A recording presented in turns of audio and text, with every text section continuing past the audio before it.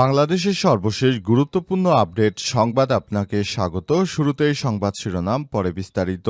প্রথমেই জানাবো আমাদের হাতে থাকা সর্বশেষ গুরুত্বপূর্ণ সবথেকে তাজা আপডেট সংবাদ। জুলাই যোদ্ধা আরমানের ঝুলন্ত মরদেহ উদ্ধার। রাজধানীর দক্ষিণখান এলাকার নিজ বাসা থেকে আরমান আহমেদ শাফিন নামে এক জুলাই যোদ্ধা ঝুলন্ত মরদেহ উদ্ধার করা হয়েছে। দক্ষিণখানের উত্তর ফায়দাবাদ এলাকায় নিজ বাসার ফ্যানের সঙ্গে ঝুলন্ত অবস্থায় তার মরদেহ উদ্ধার করা হয়। এরপর জানাবো মির্জা ফখরুলের কণ্ঠ নকল করে প্রচারিত ভিডিওটি সত্য নয় বলছে বিএনপি। সামাজিক যোগাযোগ মাধ্যমে বিএনপির মহাসচিব মির্জা ফখরুল ইসলাম আলমগীরের সম্প্রতি ছড়িয়ে পড়া একটি ভিডিও সম্পূর্ণ ভুয়া ও এডিট করা বলে জানিয়েছে বাংলাদেশ জাতীয়তাবাদী দল বিএনপি। গভীর রাতে দলের ভেরিফাইড ফেসবুক পেজে দেয়া এক পোস্টে বিষয়টি নিশ্চিত করা হয়েছে। এদিকে ব্রাহ্মণবাড়িয়ায় আধিপত্য বিস্তারকে কেন্দ্র করে সংঘর্ষ, গুলিবিদ্ধ ৩। ব্রাহ্মণবাড়িয়ার নবীনগরে পূর্ব শত্রুতার জেরে এবং আধিপত্য বিস্তারকে কেন্দ্র করে সংঘর্ষের ঘটনা ঘটেছে। এতে স্থানীয় মনেক মিয়ার ছেলে শিপন ও এক হোটেল কর্মচারী সহ ৩ জন গুলিবিদ্ধ হয়েছেন। জানাবো প্রধান উপদেষ্টার সঙ্গে ৩ বাহিনী প্রধানের সাক্ষাৎ, নির্বাচনের প্রস্তুতি নিয়ে আলোচনা। আগামী ফেব্রুয়ারির প্রথমার্ধে অনুষ্ঠিত ত্রয়োদশ জাতীয় সংসদ নির্বাচন যেন নিশ্চিদ্র নিরাপত্তা বজায় থাকে এবং নির্বাচন যেন শান্তিপূর্ণ পরিবেশে হয় সে বিষয়ে সব ধরনের প্রস্তুতি নিতে ৩ বাহিনী প্রধানকে প্রয়োজনীয় নির্দেশনা দিয়েছেন প্রধান উপদেষ্টা অধ্যাপক ড. মোহাম্মদ ইউনূস।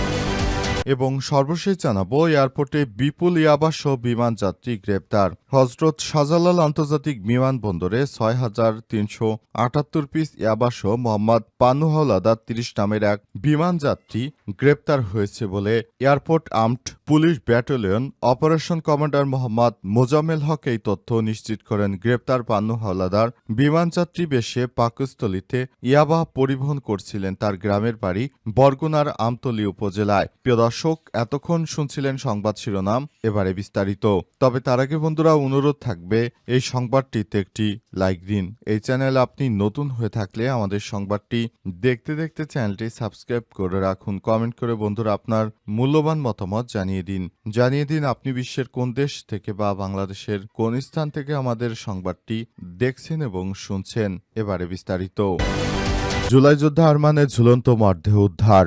রাজধানী দক্ষিণখান এলাকা থেকে নিজ বাসা থেকে আরমান আহমেদ শাফিন নামে এক জুলাই যোদ্ধার ঝুলন্ত মরদেহ উদ্ধার করা হয়েছে। শনিবার দুপুরের দিকে দক্ষিণখানের উত্তর ফায়দাবাদ এলাকায় নিজ বাসা থেকে ফ্যানের সঙ্গে ঝুলন্ত অবস্থায় তার মরদেহ উদ্ধার করা হয়। আরমান আহমেদ শাফিন জুলাই যোদ্ধা সংসদের সাবেক আহ্বায়ক ও জুলাই আন্দোলনে আহত যোদ্ধা ছিলেন বলে জানা গেছে। ময়নাতদন্তের জন্য তার মরদেহ সোহরাওয়ার্দী মেডিকেল কলেজ হাসপাতালে পাঠানো হয়েছে। পুলিশ ও স্থানীয় সূত্র থেকে জানা গেছে নিজ বাসার একটি কক্ষ থেকে তার ঝুলন্ত মরদেহ উদ্ধার করা হয়েছে। পুলিশ ও স্থানীয় সূত্র থেকে জানা গেছে তিনি নিজের বাসায় ছিলেন, সেখান থেকে লাশটি উদ্ধার করা হয়েছে। ওই কক্ষটি ভেতর থেকে বন্ধ করা ছিল। দীর্ঘ সময় ধরে ডাকাডাকি করেও কোনো সাড়া শব্দ না পেয়ে পরিবারের সদস্যরা থানায় খবর দেন। এক পর্যায়ে খবর পেয়ে পুলিশ এসে তার ঝুলন্ত মরদেহ উদ্ধার করে। মরদেহ উদ্ধারের বিষয়টি নিশ্চিত করে দক্ষিণ খান থানার ভারপ্রাপ্ত কর্মকর্তা ওসি তাইফুর রহমান মির্জা গণমাধ্যমকে জানিয়েছেন, দক্ষিণখানের ওই বাসায় বাবা মা এবং স্ত্রীর সঙ্গে থাকতেন আরমান আহমেদ শাফিন। দুপুরের দিকে খবর পেয়ে বাসায় একটি কক্ষের ভেতরে ফ্যানের সঙ্গে ঝুলতে থাকা অবস্থায় তার মরদেহ উদ্ধার করা হয়। পরে ময়নাতদন্তের জন্য মরদেহ মর্গে পাঠানো হয়েছে। পারিবারিক কলহের কারণে এই ঘটনা ঘটেছে বলে প্রাথমিকভাবে ধারণা করছে পুলিশ। এই ঘটনার পরই এলাকায় শোকের ছায়া নেমে এসেছে। বিএনপির মহাসচিব মির্জা ফখরুলের কণ্ঠ নকল করে প্রচারিত ভিডিওটি সত্য নয় বলছে বিএনপি। সামাজিক যোগাযোগ মাধ্যমে বিএনপির মহাসচিব মির্জা ফখরুল ইসলাম আলমগীরের সম্প্রতি ছড়িয়ে পড়া একটি ভিডিও সম্পূর্ণ ভুয়া এবং এডিট করা হয়েছে বলে জানিয়েছে বাংলাদেশ জাতীয়তাবাদী দল বিএনপি। শনিবার গভীর রাতে দলের ভেরিফাইড ফেসবুকে পেজে দেয়া এক বিবৃতিতে এই তথ্য নিশ্চিত করা হয়েছে। বিবৃতিতে বলা হয়েছে, কিছু কুচক্রী মহল পুরনো প্রেস কনফারেন্সের ছবি ও বক্তব্য এডিট করে কিংবা আধুনিক প্রযুক্তি ব্যবহার করে বিএনপির মহাসচিব মির্জা ফখরুল ইসলাম আলমগীরের কণ্ঠ নকল করে একটি অসত্য ভিডিও প্রচার করেছে, যেখানে তাকে ত্রয়োদশ জাতীয় সংসদ নির্বাচনে এমপি প্রার্থীদের তালিকা ঘোষণা করতে দেখা যায়। বিএনপি বলছে এই ধরনের কোনো কর্মকাণ্ড বিএনপির মহাসচিব করেনি। এটি সম্পূর্ণই অসত্য একটি বিষয়, সম্পূর্ণরূপে বানোয়াট এবং ভিত্তিহীন। জনমনে বিভ্রান্তি সৃষ্টি করার উদ্দেশ্যেই মহাসচিবের নাম ও ছবি ব্যবহার করে এই ধরনের ভিডিও এডিট করে তারপর বানানো হয়েছে। বিএনপির পক্ষ থেকে বারবার বলা হচ্ছে এই ধরনের কোনো কর্মকাণ্ডই তারা পরিচালিত করেনি। এসব কর্মকাণ্ডগুলো খুবই হতাশাজনক বলে জানানো হয়েছে। অন্তর্বর্তীকালীন সরকারের প্রধান উপদেষ্টা প্রফেসর ডক্টর মোহাম্মদ ইউনূসের সরকার ইতিমধ্যে বিষয়গুলো খুবই গুরুত্ব সহকারে লক্ষ্য করেছেন। তিনি জানিয়েছেন এই ধরনের ঘটনা কোনোভাবেই কাম্য নয়।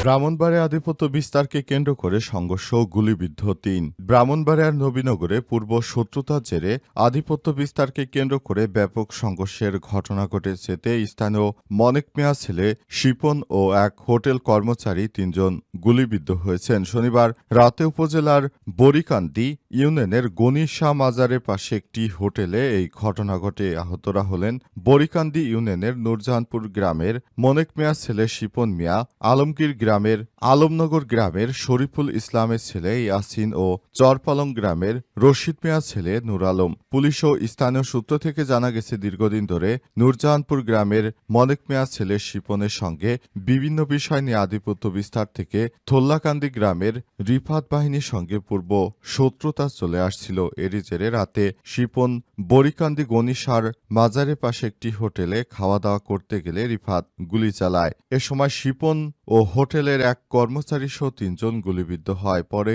স্থানীয়রা তাদের উদ্ধার করে উন্নত চিকিৎসার জন্য ঢাকায় প্রেরণ করেছে। এই ঘটনায় এলাকা জুড়ে আতঙ্ক বিরাজ করছে।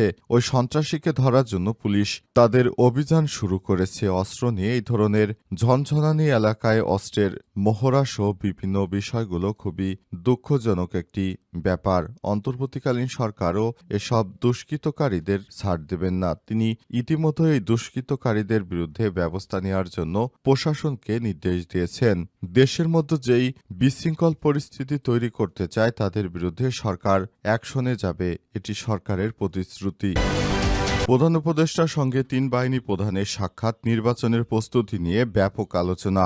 আগামী ফেব্রুয়ারির প্রথমার্ধে ত্রয়োদশ জাতীয় সংসদ নির্বাচন যেন নিশ্চিদ্র নিরাপত্তা বজায় থাকে এবং নির্বাচন যেন শান্তিপূর্ণ পরিবেশে অনুষ্ঠিত হয়, এই ধরনের প্রস্তুতি নিতে ৩ বাহিনী প্রধানকে প্রয়োজনীয় নির্দেশনা দিয়েছেন প্রধান উপদেষ্টা অধ্যাপক ডক্টর মোহাম্মদ ইউনূস। শনিবার ১ নভেম্বর রাতে সেনাবাহিনী প্রধান জেনারেল ওয়াকারুজ্জামান, নৌবাহিনী প্রধান অ্যাডমিরাল মোহাম্মদ নাজমুল হাসান খান, বিমান বাহিনী প্রধান air chief marshal Hasan Mahmood Khan রাষ্ট্রীয় অতিথি ভবন যমুনায় প্রধান উপদেষ্টার সঙ্গে সাক্ষাৎ করেছেন। এ সময় জাতীয় নিরাপত্তা উপদেষ্টা ডক্টর খলিলুর রহমান উপস্থিত ছিলেন। বৈঠকে জাতীয় নিরাপত্তার পাশাপাশি দেশের আইনশৃঙ্খলা রক্ষায় সামরিক বাহিনীর সদস্যদের কঠোর পরিশ্রমের জন্য সাধুবাদ জানান প্রধান উপদেষ্টা। তিনি বলেন, গত ১৫ মাসে সেনাবাহিনী সব বাহিনীর সদস্যরা দেশের আইনশৃঙ্খলা রক্ষায় অত্যন্ত কঠোর পরিশ্রম করেছে।